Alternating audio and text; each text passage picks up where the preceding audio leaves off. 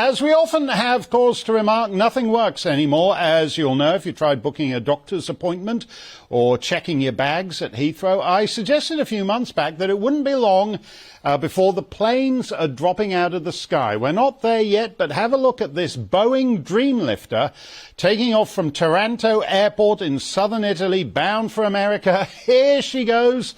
Let's take a look at this. There, the plane has liftoff. It's just taken off the Dreamlifter, and oh, one of the wheels falls off. Boom!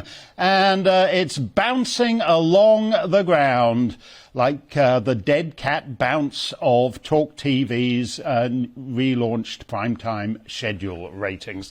I fight the urge to be too obvious about the cheap symbolism, but the wheels are literally coming off now. At one time, other nations looked to the English-speaking world, America and the British dominions, with envy for their steadiness and prudence compared to the turmoil that roiled almost all the other great powers over the decades. France, Germany, Russia. Not anymore. Chilton Williamson Jr. has a good line in The Spectator. Quote, "The proper business of politics in a democracy is politics as it is understood in a political democracy, not a social democracy." That's what they have on the continent.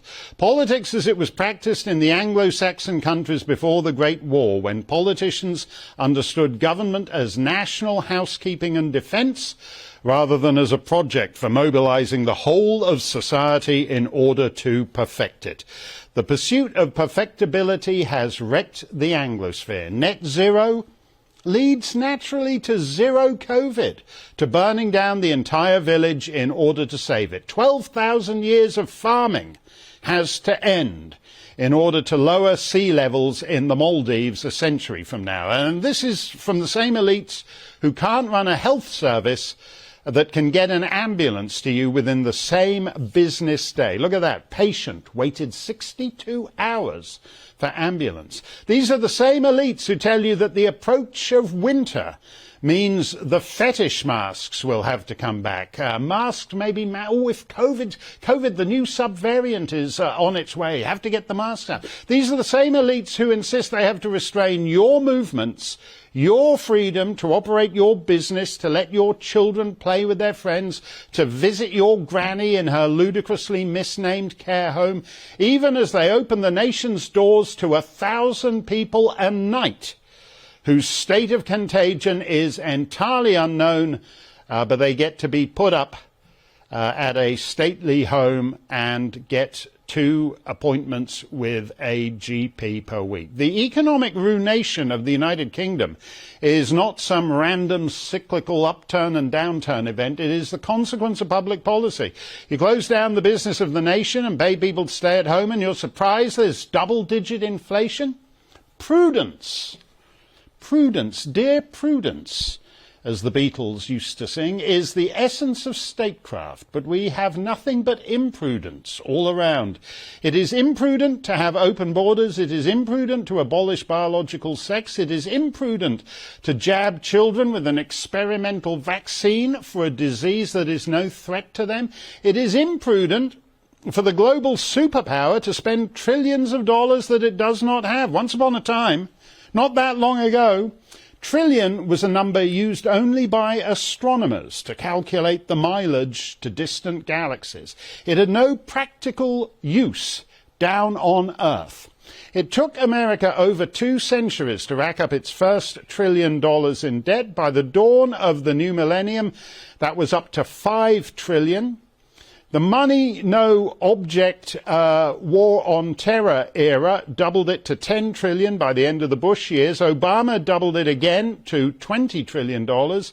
Then came COVID, and America piled on another $10 trillion just in the last couple of years.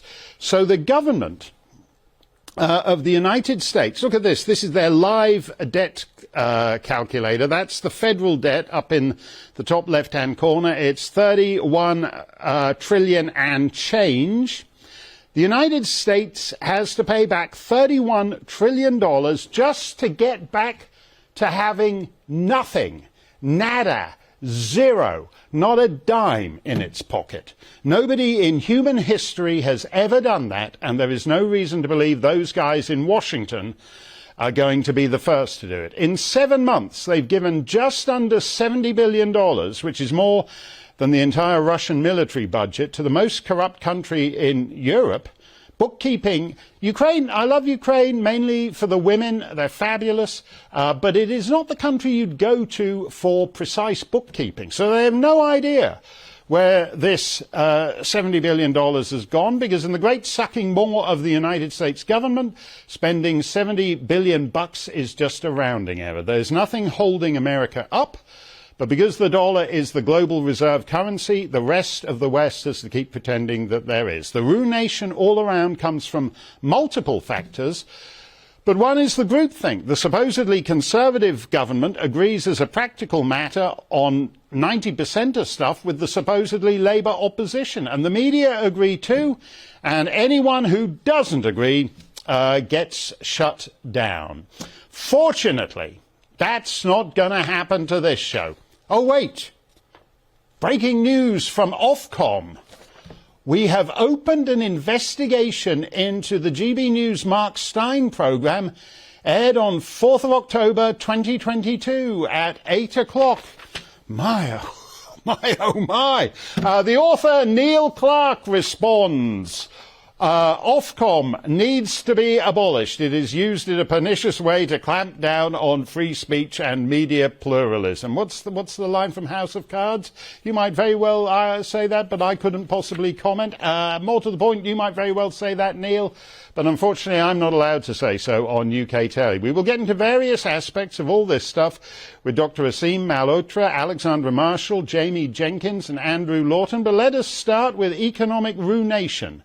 The UK economy contracted by 1/3 of a point in August. That's quite big for a single month.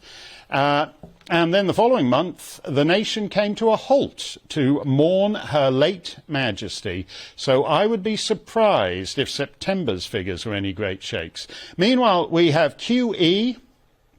That's not Queen Elizabeth, but quantitative easing, which is not helping the Bank of England and the new government align themselves.